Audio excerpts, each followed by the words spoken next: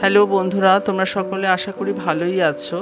চন্দ্রমল্লিকা কিভাবে ঠিক এই রকমই ফুল বছরের পর বছর পাওয়া যায় তারই পদ্ধতিটা তোমাদেরকে দেখাবো। একটা গাছ থেকে কিভাবে অসংখ্য গাছ করা যায় সেই পদ্ধতিগুলো তোমাদেরকে দেখাচ্ছি একে একে।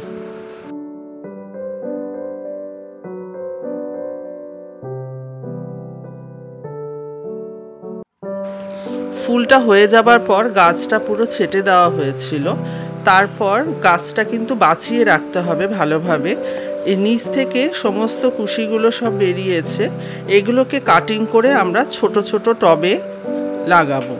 তার জন্য যা যা নিয়েছি, ছোট দুটো টব নিয়েছি, মাটি, বালি আর স্যাভ নিয়েছি। এটা হচ্ছে অ্যান্টি ফাঙ্গাল, এটাও প্রয়োগ করতে হবে। ঠিক এইভাবে নিচ থেকে কুশিগুলো কেটে নিতে হবে। কেটে নেবার পর তারপর এটার মধ্যে স্যাপ দিয়ে দিতে হবে, যেটা অ্যান্টি ফাঙ্গাল বললাম। আর এখানেও স্যাপ স্প্রে করে দিতে হবে। স্যাপ স্প্রে করবার পর আমরা এই টবে গাছগুলোকে, ছোট ছোট যে গাছগুলো রয়েছে সেগুলোকে আমরা লাগিয়ে দেব। পাতাগুলোকে প্রথমে ফেলে দিতে হবে, নিচের দিকের যে পাতাগুলো রয়েছে। আর গাঁটটা যেন অবশ্যই থাকে, গাঁটটার থেকেই শিকড়গুলো বেরোবে।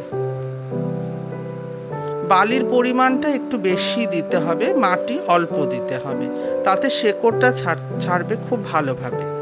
এই ছোট টবগুলোতে মোটামুটি 7 দিন পর থেকে শিকড় বেরোতে আরম্ভ করে। 1 মাসের মতন এই ছোট টবেই রাখতে হবে।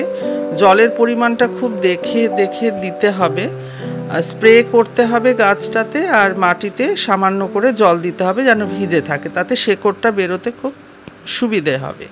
তারপর এটাকে বড় টবে শিফট করতে হবে। ঠিক এইভাবে গাছগুলোকে আমি লাগিয়েছি, দেখতে পাচ্ছেন। পরবর্তীতে এটাই আমাদের মাদার প্লান্ট হবে। আর জুলাই মাসে এর থেকে অসংখ্য ডাল ছাড়বে, সেগুলোকেও কাটিং করে আমাদের আবার নতুন গাছ তৈরি করতে হবে। শীতকালে এর থেকে আমরা প্রচুর ফুল পাবো।